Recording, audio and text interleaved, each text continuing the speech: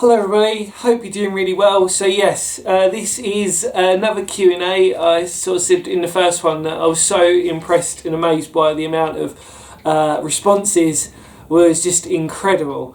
And before we start, if there's a strange noise, it's because it is snowing outside. If I show you, yeah, we've got snow, everybody. We've got snow quite badly, and then if I turn you around, we've had to put the old log fire out for everyone. So yeah, quite fun.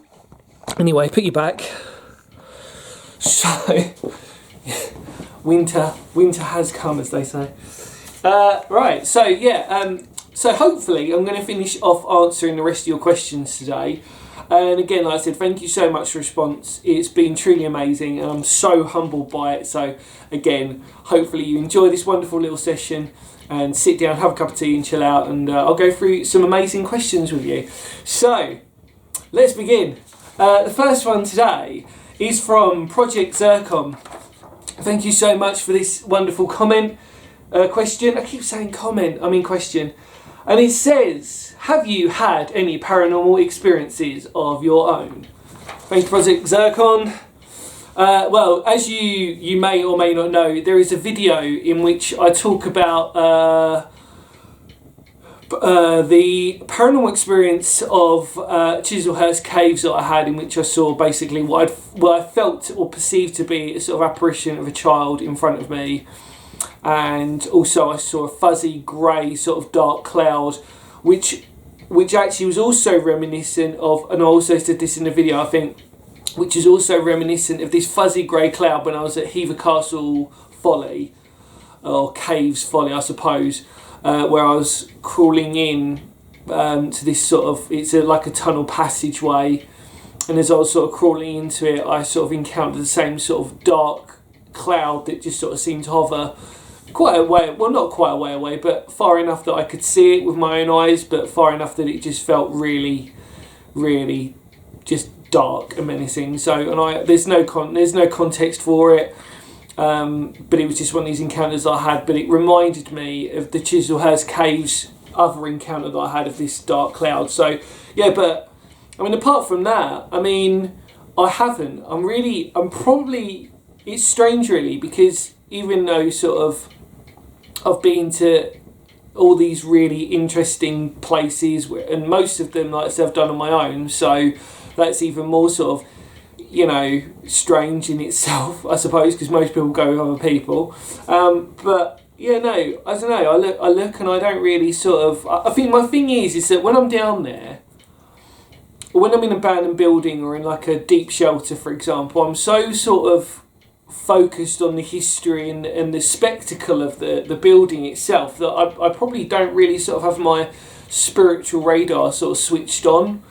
And I think probably when I was at Hever Castle I was definitely sort of suffering from a bit of ill health anyway, and I probably was just sort of like, you know, a bit blurry of the whole situation. It probably made that what I'd seen there, you know, I still can't explain it. I mean I know what I saw and it affected me enough that I was just a bit shaken up by it.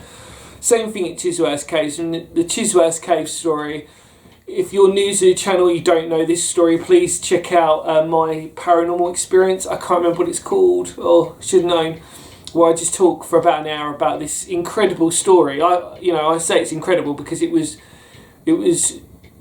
a few different paranormal encounters that had happened over the course of 2 visits to Chislehurst Caves. And then, like I said, it tied in with the Hever Castle Caves Folly, not exclusively, but it tied in for the same sort of spectral image that I'd seen on one incident. So yeah, but apart from that, no, it's really odd. I almost expect to see stuff.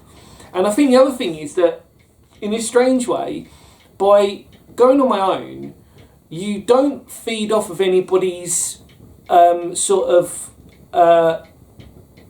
like when they're afraid or when they're scared. I can't talk today. When they're afraid or they're scared, you know, you normally feed off that a little bit, so you sort of get a bit nervous. I mean, it's the same when I used to be a musician, was that you'd be like, oh, I feel totally fine now, and then the moment your singer or drummer or whoever came in and they'd start getting nervous, you'd start feeding off of that a little bit.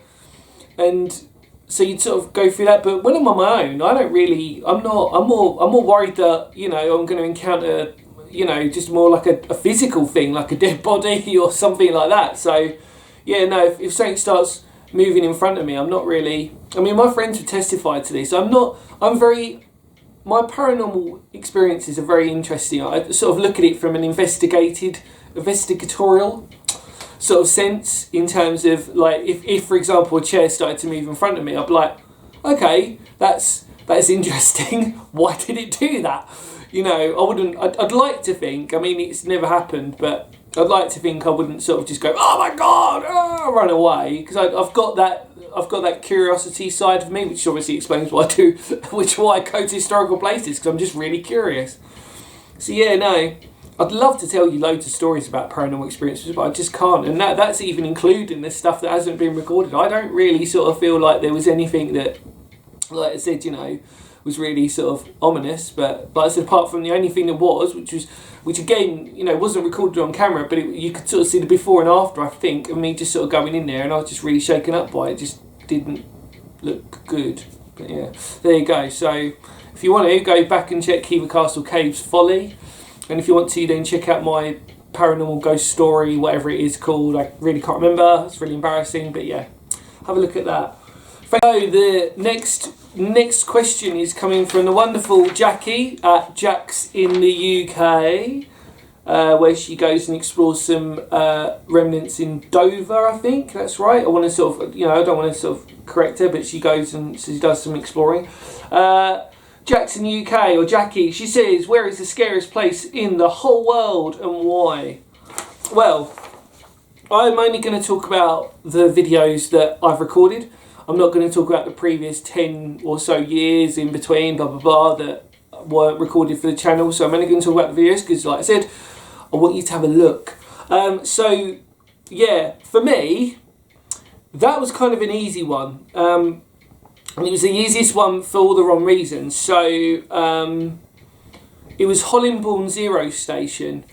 And Hollingbourne Zero Station has just got the biggest cave spiders you'll see in your life down there, and I mean, like I remember recording it, and I'd been there before, and I remember saying to Luke before we recorded, I said, look, I'm going to let you know that in the recording I'm going to sort of give a diagram or I'm going to give an evaluation of how big these cave spiders are. And Luke, bless him, was the same as me, and we don't do cave spiders, all right? We just don't do them. We'll go into a place of cave spiders and we will respect them as much as possible, but we just don't like doing them. And I'll tell you a story afterwards as to why, for me especially. Now, so we'd gone there, and I'd said to him, look, dude, I went there on my own once, and it wasn't pretty. It was one of them times when I remember coming back, and I was like, oh, wow, it was going back to that scary thing. I was so focused that I just almost ignored the cave spiders, and I was so sort of intent. And again, because you feed off of, when you're up with other people, and you feed off their energy a little bit, it becomes quite a sort of distorted sort of, mind space. And I just remember me and Luke were going in there, and like I think even in the recording, I think I pointed at one, and it just, because of the shadow that sort of formed across it, it just made it look even bigger. And cave spiders for me are just the most ugliest creatures of ever. So yeah, by the way, I just want to clarify this. It's not that I'm not a fan of spiders, because I don't mind spiders, in fact, actually. But cave spiders to me, they can bite. They're not obviously going to kill you. They can bite, and they're very grumpy, and they're pretty grumpy for a very good reason. It's because that you're sort of occupying their space, and they're very infamous because if you don't know what cave spiders are famous for, they're famous for putting these egg sacs. You may have seen some in the videos. They're famous for putting these big old egg sacs normally towards the entrance of a place. So it's one of them things of like, once you've greeted them, you've said hello to these wonderful cave spiders, you're pretty much clear to sort of go. But the thing with Hollingbourne Zero Station is that they're just everywhere. They're like, I remember me and Luke were sort of saying, oh, it'd be really good to go down through to the escape hatch. But the thing with that was I've never seen so many cave spiders surrounding the surrounding the space of the entrance of the escape hatch and the exit of the escape hatch. And I think Luke went and had a look, and yeah, it wasn't good. So yeah, it's scary because of these cave spiders. And I would probably be the same. I mean, if I was in a jungle and I saw some sort of creepy crawlies, I'd be like, oh, all right, I mean, I'm just a bit sort of wary of them. But yeah, snakes, rats, anything like that, totally fine with. But certain spiders, I'm just a bit sort of like, no, you can go away.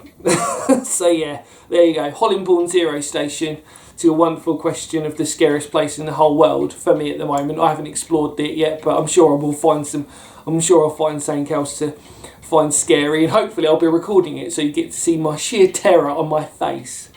But yeah, Hollingbourne Zero Station. There we go. Thank you for that. Okay, so this one I'd actually answered in a comment, but it was kind enoughly. It's a new subscriber, and they did such an interesting question that I felt it was warranted to put in this. So it's from Space Hopper, and he says, "Have you ever thought about doing tours or talks on local history?" Thank you for the question. I did answer it in the comments below, not in that one, but in a separate thing. So I've answered it to him, but I'll answer it to everybody else out there. So yeah, if you ever thought about doing tours and talks on local history, I would love for this channel to be a success. I would love to earn a living from this channel, because I feel that there's so much I could give to other people that it wouldn't be doing it for selfish reasons. It would be doing it in hopes that I could not only encourage and inspire other people, but that it would give a platform for a certain type of historical exploration that might not be, sort of as common out there, if that makes sense, and doing other things that differently in the history, like as you've seen, like, incorporating the sort of paranormal folklore elements to stuff as well. So yeah, I would love to do that. I mean, the only thing is that I don't know how to. I don't know how to make a living from YouTube. I know that it's not great money, but I'd love to sort of try and have opportunities like that.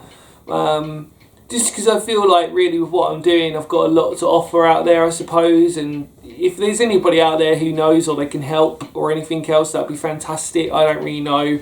But I would love to make this channel a success. I would, just for the sheer fact of not through me, but to help other people. And obviously, if I could make a living from it, if I could earn a bit of money from it, but without taking away from anybody, I'd be totally happy with that. I mean, it's one of them things I've always debated of, like, if the channel ever sort of became a little bit popular or more popular, I wouldn't really want to put adverts on my channel. It just sort of ruins the experience for me. And I'd also sort of debate about whether to do even a Patreon page. I'm not sure whether I'd ever do that. I just would rather just sort of find some way to earn money from this, but without taking from you, the audience, exclusively from the audience, if that makes sense. So if there was another way, like I suppose doing talks or stuff like that, if there's somebody out there who can help me with all that stuff, I'd be truly grateful. If somebody said to me, right, I'll help you and we can make some money from this, like a manager, I suppose. I mean, I'm coming from a musical background, so if you can, fantastic. If not, it's okay. I'm still quite humbled and happy just to keep doing this. But like I said, if I had the opportunity to make money from this and to inspire people and to get this channel out to a bigger audience, fantastic. I'd love to do that in whatever guise. So yeah, thank you for that wonderful question. Yes, the answer is hell yes. Hell yes. But yeah, I just don't know how to do it. So yeah.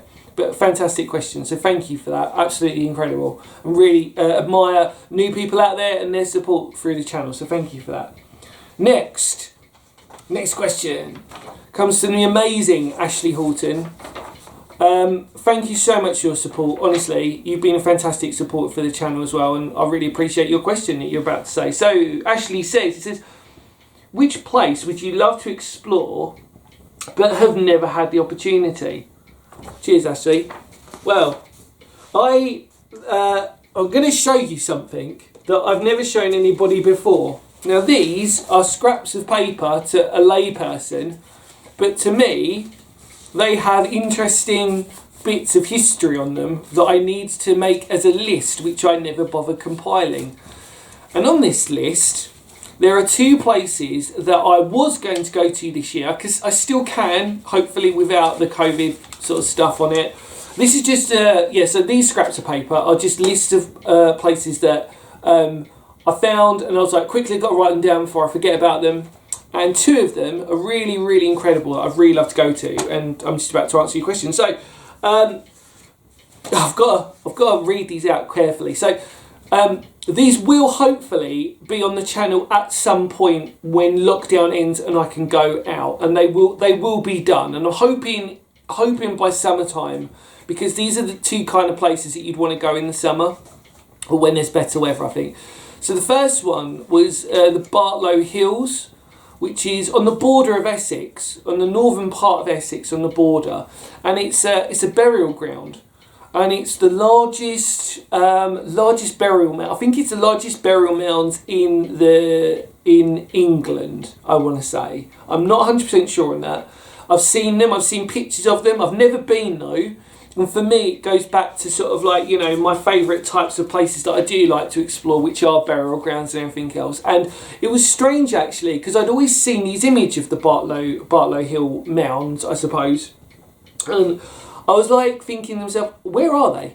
And then I realised they weren't majorly far away from me. I mean, they're sort of North Essex, so it's, you know, it's, well, you could easily sort of do it in a day and come back, sort of drive. The Bartlow Hills is definitely one that I've never had the opportunity to explore, but I'm totally going to do that. I really hope this year. It's on my absolute priority list. The second one, because there's two. The second one is the chapel on Roche Rock, or Roche Rock. I want to say that right. See, this is where, when I go down there, I'm going to be so careful about pronouncing it. Roche Rock, Roche, which is in Cornwall. And that chapel is just like nothing else you've seen, that I've seen personally or I've gone to, and I've always wanted to go. I've been to places where there are like caves or buildings within sandstone or limestone sort of structures. But the chapel on Roche Rock is in Cornwall. It's this rock, it's rock outcrop that stands out. It's like Lord of the Rings. So imagine Lord of the Rings, you've got this rock outcrop, but when you look closely at it, you realise that actually the top of the rock outcrop is actually a chapel. And it's all sort of built into the rock. And you can climb up it, you know, it's accessible for people to do it, and I'm sure if you know where I'm talking about, Roche Rock. Roche, Roche. I'm so pronouncing that wrong, I apologise. But I've died to want to go there. Because I just want to go there, and I just want to just climb it.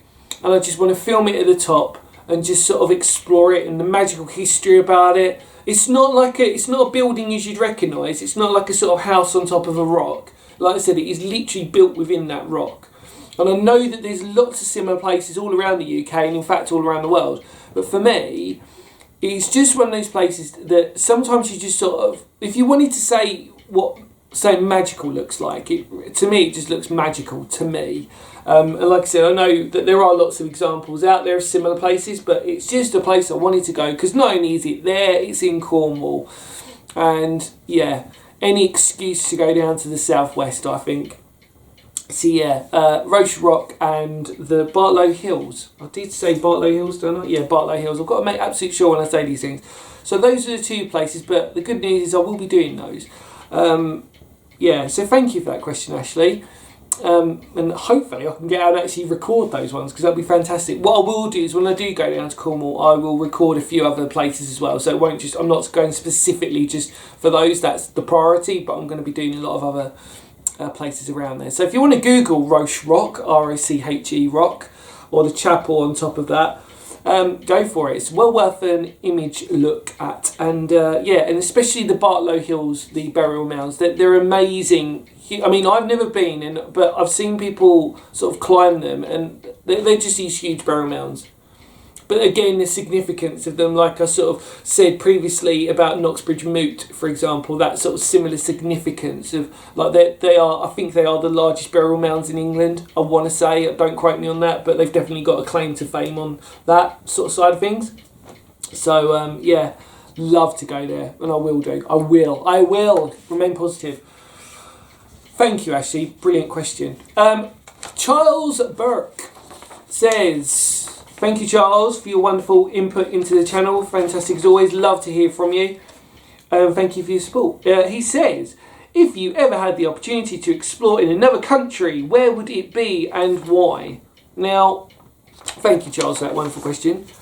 I may have said in the previous questions that there's some questions that have just taken me a really long time to figure out what actually the answer is for me on that.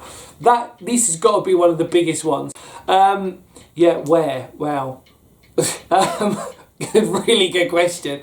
I'd love to, if I had a chance, I'd love to go to America, and I'd like to go to all those abandoned nuclear missile silos that are there. I'd love to do that. That's kind of one thing. If I had a bucket list, I'd love to do that. Go to America, go to these nuclear abandoned silos. And also, for me, I've got such a fascination with American Cold War history that I'd just love to sort of spend, if I was rich, I'd love to spend about 2 months just going all around America and doing like a Cold War themed sort of road trip, endless road trip, and meeting people and doing all that, and just going to these Cold War places, and just, I'd love to do that. I've just got a fascination with them. The same as I have with going to Japan. And I'd love to go to Japan and check out all of the World War II buildings that they have there, and most of the abandoned sort of side of Japan as well. So there's lots of stuff like submarine pens and just all that stuff. And I know people are going to think that's very specific, and why is that? Well, for me, if I had a priority, we're talking about priorities now. Yes, I'd love to go to Germany. I'd love to explore all of the World War II bunkers and air raid shelters and all that. I'd love to, again, I'd love to, if I had the opportunity, I could spend loads of time. But for me, and same in Russia, but for me, because I've seen so many historical videos and so many documentaries on those places in Europe, like World War II Europe, we're talking, that it just seems like if I went there, it'd feel a little bit familiar to me, if that makes sense, rather than if I went to Japan, where I'm not as familiar with their abandoned network of where they've got tunnels and all this sort of stuff. That it would feel more of a bigger education for me to sort of go there, and obviously I would just want to go there and experience it for myself, and also experience what abandoned buildings and places like that around there. I'd love just to sort of just go and check it out, because it's just so sort of niche. Does that make sense to everybody? It's so niche. It's not like I'd love to do it. But that in America with the Cold War sites in general, I suppose, really are the two things that I'd love to do if I could. But then also, see, for me, when I was dreaming, back when I first sort of did all this stuff, and I always used to dream of, I wonder if I became like really sort of, if the YouTube channel went really great, what would I do? And I used to think to myself, I'd love to do like individual trips to countries, but do them on like an epic scale. So it'd be like, I'd love to sort of, but have it themed. So it would be like, go to America, do all the Cold War stuff, go to Japan, go to do all the World War II stuff. Where else was it? I was trying to think of some other go to Ireland, and then go to check out all the megalithic structures and all the prehistoric burial grounds and all the burial mounds. So again, having a theme to what I do, go to Scotland, go to check out all of the moots and that sort of side of things. And then obviously another one, go to Wales, go to all the castles. That would be kind of like my themed road trip that I'd have. But unfortunately, not only am I poor, but I just don't think it's ever going to happen. But you never know. There might be a billionaire out there who just wants to take a chance. But look, I want to see your dream through, but it won't. But yeah, my two priority ones, Charles, like I said, would be America, nuclear bunkers, Cold War, and Japan, World War II. Just because, like I said, the fact that I know more about European World War II history than I did about the Asian side of it. But thank you, what an amazing question. That one really did take a lot of thinking for me. So, brilliant, thank you. So, another question's come in, and it's from the guys at Beyond the Point. Hello, boys. Obviously, massive respect on their channel. Really great channel. And they kindly had me on their channel, which was pretty cool. Pretty good honour to have, as I may have mentioned in a couple of videos before. So yes, Beyond the Point have kindly asked, they said, what made you decide to start filming these places and how? It says, considering you've been exploring well before that. Yeah, good question. So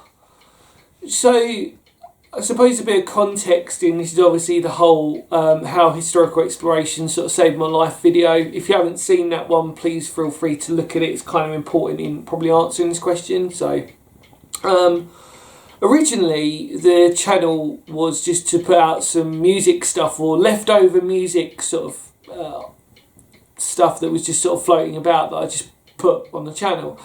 And it's kind of just sort of went from there. And obviously because I've been exploring constantly whilst my music career was sort of going on, I never filmed any of it. And the reason why I never filmed any of it was because it was due, as I've mentioned, a thing, to my anxiety. Like, the reason why I went out exploring was to quell my anxiety.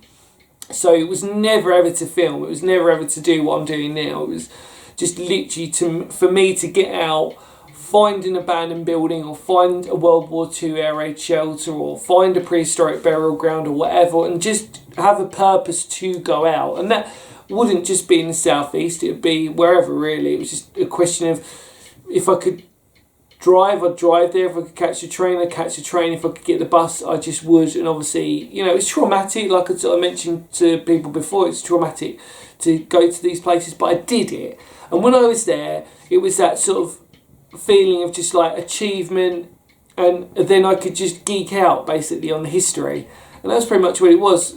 And that's why I never recorded it, because it was personal to me. It was on these things that I did it, not for everybody else, not for anyone else, but through that I learned a lot. And then it sort of, when I started to eventually start recording, because the idea really for me was sort of, well, I'm going to these places, why am I not recording them and just putting them out there? Because there might be people out there who might genuinely really like what I'm doing. And that kind of proved the case. And it sort of snowballed a little bit from there. I was like, oh wow, okay, right, cool. But the difficulty between that had always come with trying to battle my anxiety. So I had to start recording at a point when I understood my anxiety. Not that I could stabilise it, that I could understand it. And then a lot of other problems came with the beginning of starting to film this in a consistent sense, was that, okay, actually one of the problems I still have to this day, which is, do I record a place that I've been to before in the past and actually record it for all of you lot to have a look at, or do I record a brand new place that I've never been to before?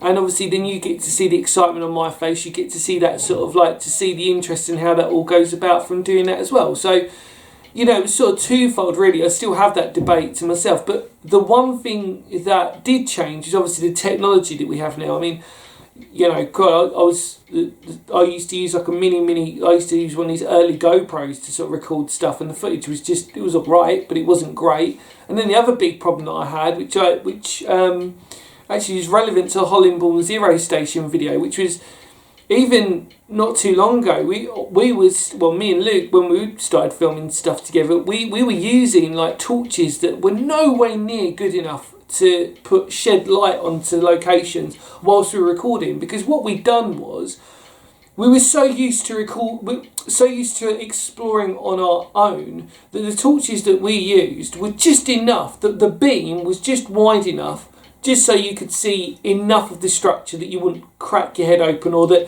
you know, you just sort of you'd get the idea of what the building was about. Does that make sense to everybody? It wasn't these like super bright torches that would illuminate the whole building. You'd be like, oh wow, cool, you know.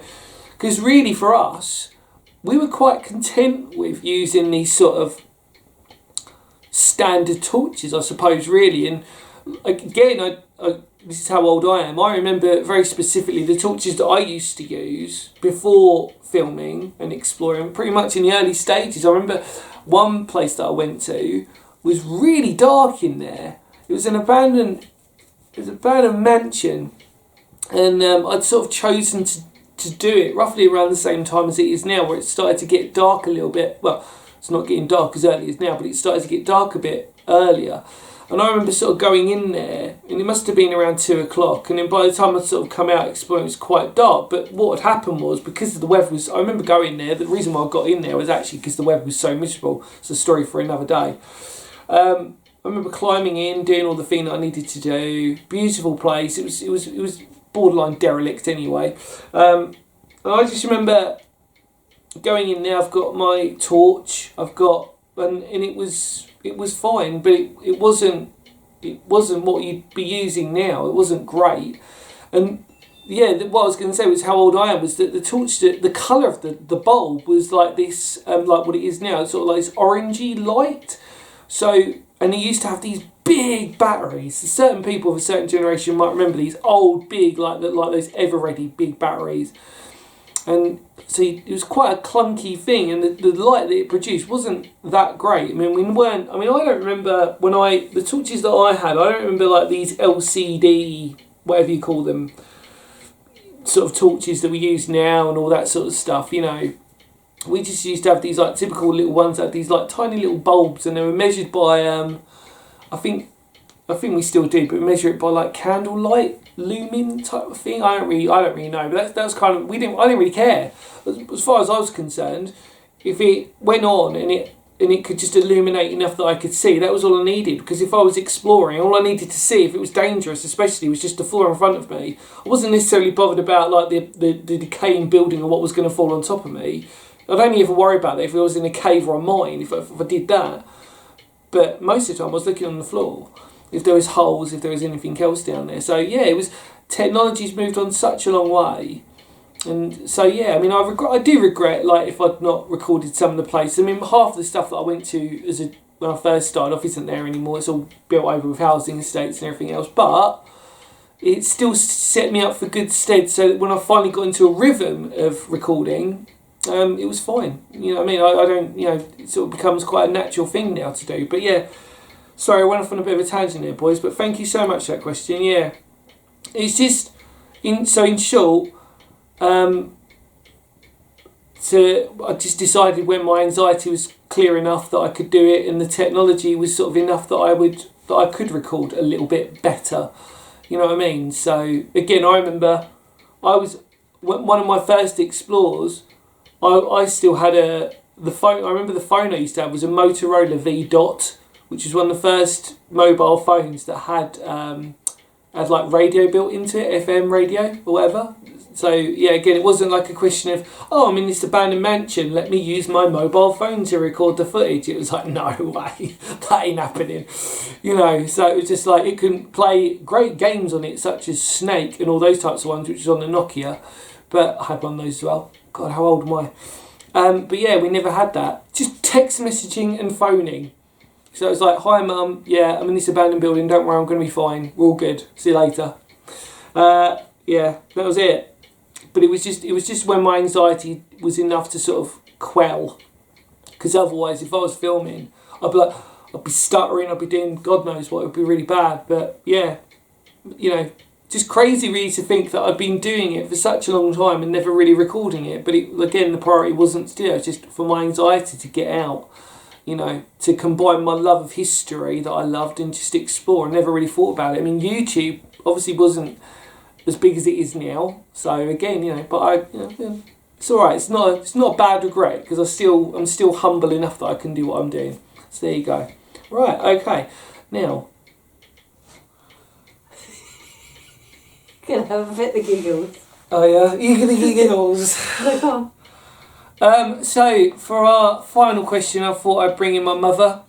Mother, hi mother. I don't know. Oh, shut up. Hello everyone. This is to answer the final question. God, Go on. Have you finished? Mm-hmm. Good. Yeah, this is my mum. She's been featured on one video. Thanks. I like the way she was so quick to mention that. Only one, Dan. I wanted 5. No, so this is for the last question of the video. I thought we'd make it a little bit special. So this is from Jim Middleton. Good old Jim. Hello, Jim. He said, while on a remote explore, caves, etc., have you ever unexpectedly ran into another person? Right. This is a strange one. Now, trust me when I say what I'm about to say. So in the 20 years of exploring that I've done, that I actually haven't, not exclusively. That might be a few stories for another time, but not through sort of anything that I wouldn't have expected to see, if that makes sense. So, you know, yeah, talk about another time. But Mum has, and this is a really funny story. So this is the reason why. This was so we'll tell. Should we? I'll tell a bit of a backstory, and then you can fill it in if you want. So, we did. I done a. So the short answer for me is no. However, and that's really strange because I think people would expect me to see lots and lots of people, like homeless people and stuff like that. I've sort of seen homeless shelters and tents, but not exclusively encountered anybody. And that's through 20 years really. I've obviously, what I was going to try and sort of subtly say was, yes, I've encountered security and guard dogs, etc., but that's, like I said, another story for another day, nothing bad. But Mum, so the backstory briefly is that my mum's a jinx, basically. So yeah, no, what was the story? So we were at Offham. We were Offham, and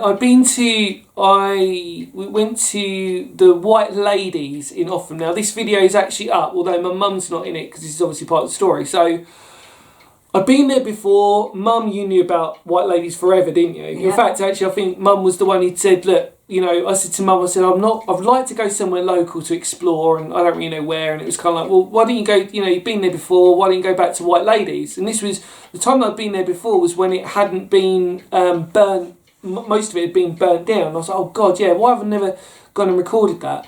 So we went, didn't we? We did. And we took the dog. We took the dog, Bramble. And bearing in mind, like I said, this is the whole backstory. I've never ever really encountered anybody. So, I'd gone in there, I'd filmed, Mum had gone to walk the dog, and then the idea was that what was going to happen was I'd gone and filmed in there, etc., and then you'd never been in before, had you? No. So Mum had never been into White Ladies before, and she was like, do you know what? The old urban explorer's coming out of me. I'm assuming that's what you were thinking, or just being nosy. Being nosy. Yeah, whilst we were there. Yeah. See, Mum's been into a few abandoned buildings before, and your theory is that you're not. There shouldn't be the term urban exploring. It should be just the term nosy, shouldn't it? Yeah. So you would just nosy. Just nosy. Just nosy. Curious. Yeah. Urban exploring, such a modern term. We just call it being nosy. Yeah. So I'd come out. I'd finished filming, and I took the dog. Yeah. Because obviously, there's no way Bramble would have gone into White Ladies and Offham. Again, this video is up, but you won't see this. But so then, yeah, let's go from. Should we go from there?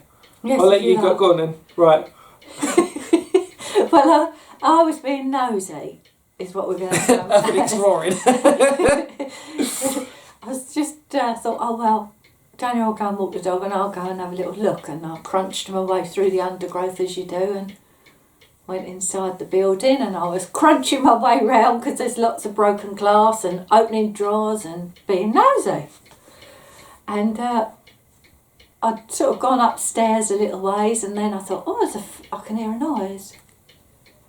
And I thought it was Daniel. I just really did think that it was Daniel, because it's, you know, quite obvious to the public, but you don't expect to see anybody around the vicinity of it, because everybody knows it locally. You drive by it every day and you don't take any notice of it, and there's a footpath that runs along the side of it, and that's where I took the dog. So yeah. I wasn't with Mum at this point. I'd just taken the dog. I'd be like, right, I've done my recording, I'm just going to take the dog, and then Mum can explore it, and then when I come back, we'll meet up. So yeah, and I was sort of, as I say, just had been for a little look upstairs, because as Daniel said before, the building had been unfortunately burnt down, really. We should have gone in there before, or Daniel should have gone in there before. Recorded it, really. Yeah, it was a more of a preserved building then. But because I remember going around there before when it was easier to, well, not easier, but when it was in a better condition. But yeah, you're right. But when it got burnt, it was just like, yeah. Okay. Yeah, there's just, the roof mainly has been broken. You know, it's burnt completely out the roof. And anyway, so I continued to make my way down the stairs, thinking it was Daniel and the dog in the undergrowth walking around, you know, outside waiting for me. And I got down to the bottom stairs and went into the last little room and sort of doing my little thing, having a little look. And in fact, you know, waving at Daniel through one of the windows, didn't I, Dan? Yeah. And was absolutely unaware that there was anybody there. And then I started to come back and I thought, there is definitely a noise. And then I heard 2 male voices. And I thought, oh, God. You know, I'm going to either get into trouble, you know, because obviously you're not supposed to be in there. And I just thought, oh, God, I'm going to get really... So I just sort of thought, everything runs through your mind, doesn't it? And I thought, well, good job done. And thankfully Daniel's outside. And so actually what happened was I came around the bend and the 2 men are just standing there, and I think I frightened them more than they did me, because obviously they were talking and they hadn't heard me walking around, but I'd heard them, and I just sort of, oh, hello, I went, hello, and my hands in my pockets looking very sort of blasé, as though I'm meant to be there. And they said, oh, what, you urbexing as well? And I went, no, I'm just being nosy, really. Oh, okay then. And then they sort of chatted amongst themselves, and he said something funny to me, and I just continued to walk out, pretending I knew which direction I was meant to be walking, and found myself back in the middle of the garden and eventually caught up with Daniel. But what was really interesting for me was that I'd not seen them, because where I'd gone to walk the dog, I'd gone quite a way away, and then by the time I'd sort of come back, they literally must have been within such a short space of time when Mum went in, and then these guys had literally must have gone about 5 or 10 minutes after. Yeah, that was it. Because when you were waving at me through the thing, I didn't know there was anybody around. No. That was it. Yeah. And I thought it was Daniel, and then I think I made them jump, actually. I mean, I was pretty scared. I mean, you know, because you just don't know, being a woman and there's 2 blokes there. But, you know, I think, as I said, I think I've frightened them more than they did me. And I carried on my little journey back out into the undergrowth in the garden and came back out and then met Daniel, and I said, you won't believe what's just happened. And he said, what? I said, there's 2 men in there, Dan. And he went, Mum, I can't believe that's happened. I've never, in all the years I've been urbexing, ever encountered anyone.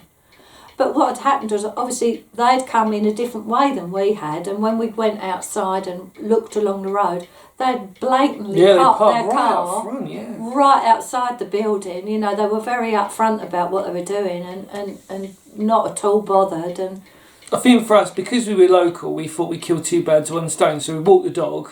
Yeah. And then I'd just quickly make a film, and that was kind of it. It was a really easy one to do. And again, it was probably the reason why I'd never filmed it before, was because it's too easy. And it's yeah, exactly. You know, so it's kind of. You never look on your own doorstep, do you, about these buildings? And it was an old mink farm many years ago. Right, yeah. That's what it was, and then it had been abandoned, and then I think the quarry had sort of taken it over a little bit, yeah. So when you've got to watch the video, but there's obviously cabinets with all these pictures of like the quarry site and everything else, and it was only a couple of years ago that got burned down? I want to say it wasn't too long ago, was it? No. And the top half of the roof had sort of gone, and I just remember sort of just. It was one of them places that I just remember, like, just wandering around. Really, I wouldn't sort of say it was one of my better explores. Not particularly interesting. Not really interesting. I mean, this is what I always say to people, is that I tend to avoid these types of abandoned houses and stuff. Not that I avoid them, but they're just not interesting for me. You know what I mean? It's not like there's unless it's got a huge historical backstory to it. Yeah. I'd rather explore like a public swimming baths, because you've got that.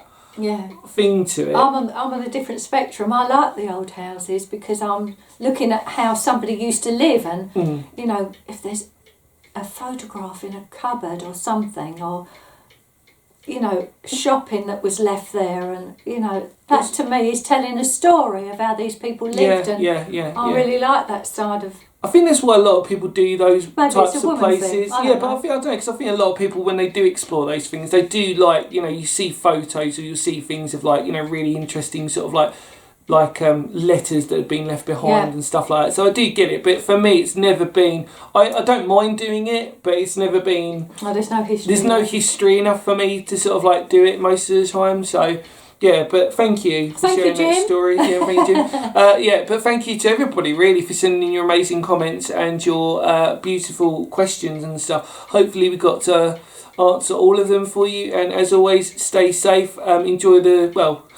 Just enjoy whatever's coming along Phoenix History Way. But obviously, no more mum. Obviously, because she was a jinx. He won't let me do it. I won't do it as a jinx. I do get raised. I do get very what's the superstitious. Yeah. I do think to myself, if I go out with someone and if we ever got caught or anything else, I'm like, oh, I probably won't go with you again. Not through their fault, but just I do get very jinxy because like I said to you, wouldn't it? I'm quite happy going out on my own. You know what I mean? I think I know mum's probably worried because I'm an only child. I think mum worries a lot because it's like, you know, the places that I do go to are not, as a parent, you can imagine being very, very worried. Do you know what I mean? Like, just going to go down this mine shaft today, mum. Oh, okay, we'll stay safe. Do you know what I mean? So, yeah. But, thank you as always for watching. Stay tuned for some more videos, hopefully. Thank you, everyone. Yeah, thank you. And take care, everybody. Bye for now. Bye.